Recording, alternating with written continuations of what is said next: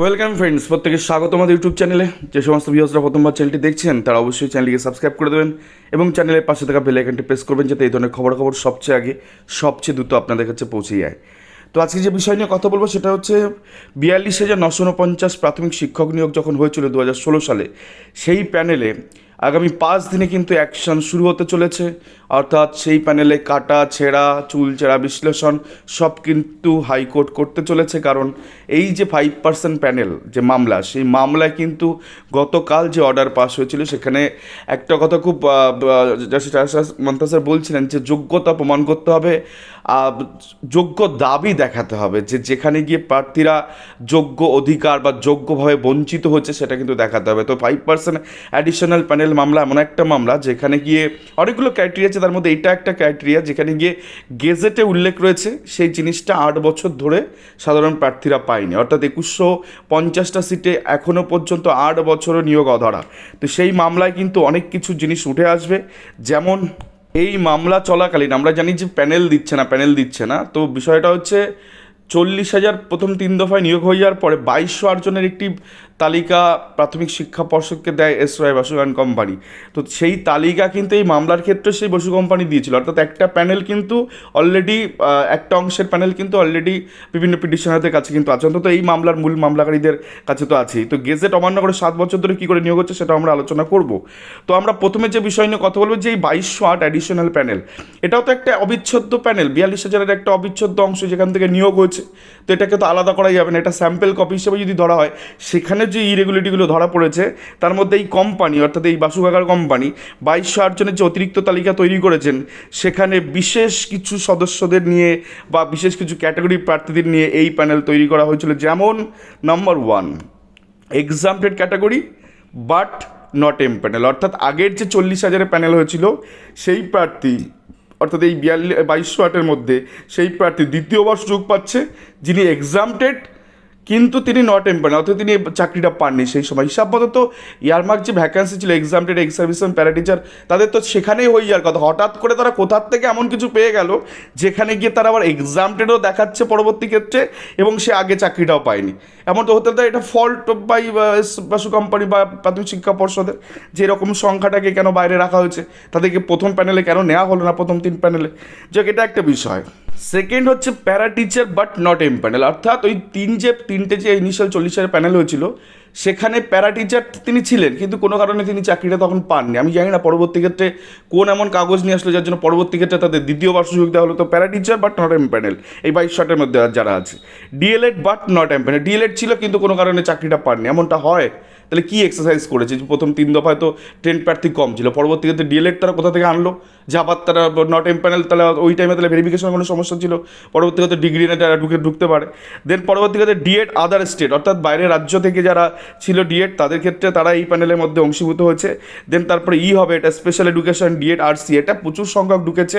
RCA বিভিন্ন গোটা ভারতবর্ষের জম্মু কাশ্মীর থেকে কন্যাকুমারী অর্থাৎ তামিলনাড়ু পর্যন্ত সমস্ত রাজ্যের প্রার্থীরা বিভিন্ন ডকুমেন্ট আমরা দেখেছি যে লেখা রয়েছে, অ্যাকচুয়ালি এই প্যানেলে লেখা রয়েছে এই সমস্ত, মানে গোটা 28টা রাজ্যেরই কোনো না কোনো রাজ্যের থেকে তারা ডকুমেন্ট নিয়ে এসছে। তারা আরসিআই যেটা বাইরের রাজ্য বা স্পেশাল ডিএড যেটা আছে আরসিআই সেটা দিয়ে কিন্তু করেছে। এখন প্রশ্ন, যারা এক্সামটেড প্যারা টিচার ডিএলএড ইত্যাদি দিয়ে এই কোম্পানি কর্তৃক 1/2/2017 তারিখে প্রকাশিত মেধা তালিকায় নাম থাকার কথা, কিন্তু সে নামটা তার সেখানে কেন থাকলো না? প্রথমেই তো তাদের নাম থাকার কথা।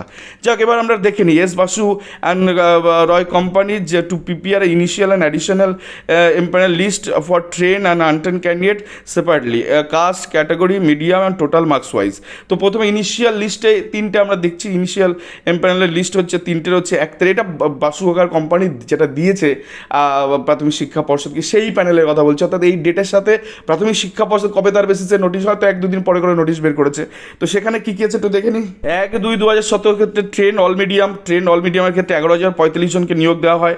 দেন তার একদিন পরে 3/2/2017 আনট্রেন্ড আদার দেন বাংলা মিডিয়াম, অর্থাৎ আদার দেন বাংলা মিডিয়াম না, বাংলা মিডিয়াম ছাড়া অন্য মিডিয়ামগুলোতে 2500, উর্দু, নেপালি, হিন্দি মিডিয়ামগুলোতে নন ট্রেন বা আনট্রেন 2510 জনকে নিয়োগ দেওয়া হয়, মানে প্যানেল দেওয়া হয়। দেন 9/2/2017 তারিখে আনট্রেন বাংলা মিডিয়ামের ক্ষেত্রে 26,830 জনের তালিকা দেওয়া হয়। তো এই তিনটে প্যানেল মিলে 40,350।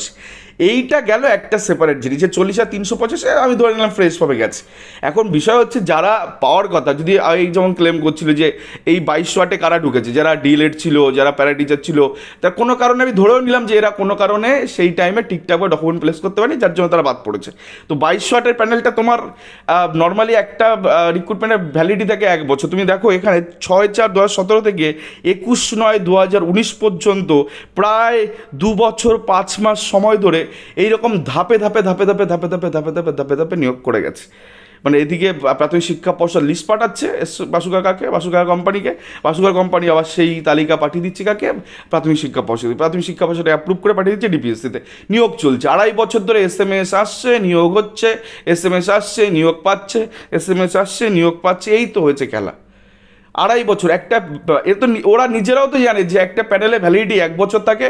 বড় জোর আমরা এই সেগমেন্টে রাখবো যে অ্যাকচুয়ালি রুলস কী রয়েছে, যে কী করে একটা প্যানেলের মেয়াদ ম্যাক্সিমাম যদি অতিক্রান্ত হয় তো সেটা 2 বছর হতে পারে। তো সেক্ষেত্রে সেগুলো তারা না করে তারা 2.5 বছর 2 বছর 5 মাস সময় ধরে শুধু অ্যাডিশনাল প্যানেলে নিয়োগ করে যাচ্ছে। এবার আমরা যে বিষয়টা নিয়ে আসবো রিজার্ভেশন, কারণ এই প্যানেলের মধ্যে এটা তো একটা প্যানেল, এটা তো মানতে হবে যে এটা প্যানেল, ছোটো প্যানেল হলেও এটা প্যানেল, এবং এটা অবিচ্ছেদ্য অংশ 42/949। সেখানে একটা রিজার্ভেশন রুল থাকার কথা, যে আনরিজার্ভ যদি হয় সেখানে কারা কারা ঢুকতে পারে আমরা দেখি, আর যদি নিজের ক্যাটাগরি সেক্ষেত্রে কারা ঢুকতে পারে আমরা দেখি। তো প্রাথমিক শিক্ষক নিয়োগ রুলসে 2016 পরিষ্কারভাবে বলা রয়েছে দুটি পৃথক প্যানেল তৈরি করার কথা, একটা জেলাভিত্তিক মাধ্যমভিত্তিক, একটি আনরিজার্ভ যেটাতে general, SC, ST, OBC A, OBC B প্রত্যেকে অংশগ্রহণ করবে, এবং অপরটি রিজার্ভ যেটা কিনা SC, ST, OBC A, OBC B তাদের সেপারেট হবে। 22% SC, 8% ST, 10% OBC A, 7% OBC B বাই 100% roster government of West Bengal education department, তার গেজেট নাম্বার এত। The selection committee shall prepare separate council wise panel, অর্থাৎ ডিস্ট্রিক্ট ওয়াইজ প্যানেল তারা তৈরি করবে। Firstly the selection committee shall segregate all the eligible candidate applying for the earmark vacancy. পরিষ্কার কথা mention the note 7 rule 6 from other successful candidate. অর্থাৎ মোদ্দা কথা দুটো অ্যাকচুয়ালি প্যানেল তারা করা কথা, একটা হচ্ছে ইয়ারমার্ক ভ্যাকেন্সি যেমন এক্স সার্ভিস প্যারা টিচার এবং এক্সামটেড প্রার্থীদের ক্ষেত্রে, এবং সেকেন্ডটা হচ্ছে ইন জেনারেল নন এক্সামটেড যারা প্রার্থী রয়েছে বা নন ইয়ারমার্ক যারা রয়েছে তাদের ক্ষেত্রে। আমরা দেখিনি রিজার্ভেশন রুলে বি পয়েন্টে কী বলা আছে। Secondly the selection committee shall prepare the following panel of the successful candidate who applied for non earmark vacancy, অর্থাৎ সাধারণ প্রার্থীরা। খুব important, number 1, a panel of all selected candidate in a district namely unreserved মানে open category, general category. তো unreserved category বা general category, open category comprising অর্থাৎ অংশীভূত হবে বা সমন্বয় গঠিত হবে of the names of the candidate belonging to general category and reserve categories বা and reserve candidate of scheduled caste, scheduled tribe, OBC A category, OBC B category, PH etc. অর্থাৎ এই যে আনরিজার্ভটা গেজেটে পরিষ্কার উল্লেখ করে দিচ্ছে, আনরিজার্ভ সিট বা আনরিজার্ভ ক্যাটাগরি বা ওপেন ক্যাটাগরি বা জেনারেল ক্যাটাগরি ফিল আপ হবে কাদেরকে নিয়ে, জেনারেল এবং SC ST OBC যারা আছে রিজার্ভ প্রার্থী OBC B তাদেরকে নিয়ে। তাহলে প্রথম এইটাই যেটা নন ইয়ারমার্ক ভ্যাকেন্সি তাদেরকে এই জিনিসটা কার্যকর করতে হতো। দেন সেকেন্ড কি বলেছে, a panel of all selected reserve candidate in a council namely schedule caste, schedule tribe, OBC A, OBC B and physically handicap in the respect of the category as per the statutory reservation rule. অর্থাৎ বাকি ক্ষেত্রে যারা এখানে পেলো না category প্রার্থীরা unreserved সিটে, দেন তারপরে এখানে কম্পিটিশন করার পর বাকিরা নিজের ক্যাটাগরিতে কম্পিটিশন করবে। এটা পুরো ক্লিয়ার, এখানে কোনো নেই। যেটা 11,765 প্যানেল যদি আপনি ভালো করে দেখেন তাহলে এই ঘটনা ঘটেছে। 3140 জন সেখানে ছিল, তারা প্রথমে আনরিজার্ভ সিটে বা ওপেন সিটে বা জেনারেল সিটে কম্পিটিশন করেছে, দেন সেখানে না পেলে নিজের ক্যাটাগরিতে। সেটা হচ্ছে রিজার্ভেশন রুল। সেই রুলটাকে এই 22 ওয়াটের প্যানেলও ভায়োলেট করেছে, এখানেও সেটা মানেনি। আর এটা মানেনি মানে গোটা প্যানেলটা মানেনি। যাই হোক, এবার আমরা অ্যাডিশনাল প্যানেলে কিছু গল্প আরও দেখে নিই। লক্ষণীয় বেশি অ্যাডিশনাল তালিকাভুক্ত প্রার্থীদের একাংশ RCI স্পেশাল ডিএলএড করেছেন, কিন্তু পর্ষদ কর্তৃক পাঠানো তালিকায়, পর্ষদ যে তালিকা পাঠিয়েছে মানে বাসুকা কোম্পানিকে, সেখানে ফুল মার্কস, একই তো কোর্স, আমি জানি না এরকম ফুল মার্কস আপনারা দেখেছেন কি না, কারো ক্ষেত্রে এই আরসিআই অ্যাপ্লিকেশনের ফুল মার্কস 500, কারো ক্ষেত্রে ফুল মার্কস 865, কারো ক্ষেত্রে 1000, কারো ক্ষেত্রে 1400, 1600, 1700, 1800, 1900, 2000, 2100, 14 নাকি ফুল মার্কস 2500, 2550, 2635, 2650, 3325, 3400 ইত্যাদি। অর্থাৎ আরসিআই এর অনুমোদন যেটা ভারত সরকার করায় সেই কোর্সের ফুল মার্কস হচ্ছে এটা। তাদের এন্টায়ার সিটে তাদের ফুল মার্কস যেগুলো পাঠিয়েছে প্রাথমিক শিক্ষা পর্ষদ, তাদের ফুল মার্কসগুলো এটাই আছে। কিন্তু আরসিআই অনুমোদিত 4 ধরনের স্পেশাল ডেট কোর্সের ফুল মার্কস হচ্ছে 2400, 3300 এবং 3900, আরেকটা মনে হয় সম্ভবত 4000 বা ওরকম একটা কিছু আছে। তাহলে এই যে 4 রকম হতে পারে আর ভারত সরকারের দ্বারা, কিন্তু এদের ফুল মার্কস দেখুন অবস্থা কি। আর এছাড়া তো বিভিন্ন রাজ্য থেকে করেছে, সেটা তো বাদই দিন, ভেরিফিকেশনের কথা। তো এবার আমরা চলে আসবো যে বিষয় নিয়ে, সেটা হচ্ছে ভ্যালিডিটি অফ দ্য প্যানেল। প্যানেলের ভ্যালিডিটি নিয়ে প্রাথমিক শিক্ষা পর্ষদের যে তৈরি করার যে রুল, গেজেটে কী বলা আছে সেটা একটু দেখে নিই। প্রাথমিক শিক্ষক নিয়োগের ক্ষেত্রে প্যানেলের বৈধতা প্রথমত থাকে রেজাল্ট প্রকাশের দিন থেকে 1 বছর, পরবর্তীতে 6 মাস 2 বার বাড়ানো যায় মেয়াদ শর্ত সাপেক্ষে। 6 মাস মেয়াদ বাড়ানো যায়, কিন্তু সেটা শর্ত সাপেক্ষে। তাহলে মোট মেয়াদ থাকে 2 বছর, যেখানে 2 বছর 7 মাস ধরে কোনো নিয়মের ভিত্তিতে, সেখানে 2 বছর 7 মাস ধরে কী করে কোন নিয়মের ভিত্তিতে নিয়োগ হলো। তো কী লেখা আছে দেখি rules 12, validity of the panel.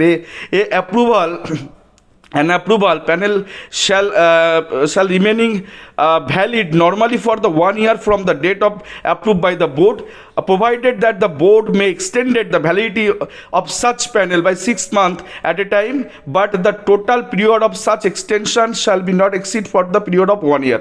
অর্থাৎ পরবর্তী ক্ষেত্রে 1 বছর বেশি বাড়বে না, তুমি 2 টাইমসে বাড়াতে পারো। সেক্ষেত্রে গোটা প্যানেলটা কিন্তু তোমাকে 1 বছর, নর্মালি 2 টাইমস যদি বাড়াতো সেক্ষেত্রে 2 বছর তোমাকে করতে পারো। প্রাথমিক শিক্ষা পর্ষদ তাদের তৈরি করা নিজের রুল নিজেরা ভায়োলেট করছে। এবং শেষ নিয়োগ যদি আপনারা শোনেন 24/11/2022 তারিখে শেষ অ্যাপয়েন্টমেন্ট হয়েছে কোনো একটা পার্টিকুলার ডিপিএসসিতে, এই 16 সালের গেজেটের ভিত্তিতে, মানে 16 সালে যে রিক্রুটমেন্ট হয়েছিল সেই মেমো নাম্বারের ভিত্তিতে লাস্ট অ্যাপয়েন্টমেন্ট হচ্ছে, আমরা বললাম 24/11/2022। ভাবুন 2016 সালের রিক্রুটমেন্ট প্রসেস, 2017 সালে যা শেষ হয়ে যাওয়ার কথা, 1 বছর অতিক্রান্ত 18 সালে যা শেষ হয়ে যাওয়ার কথা, সেটা চলেছে 2022 পর্যন্ত। তো কোর্ট কেস হোক যাই হোক চলেছে। তো এখন কোর্ট, অনেকে বলে কোর্ট অর্ডার দিয়েছে তাই করেছে, আরে ভাই কোর্ট ফার্দার অর্ডার দেবে, চলতে থাকবে সারা জীবন।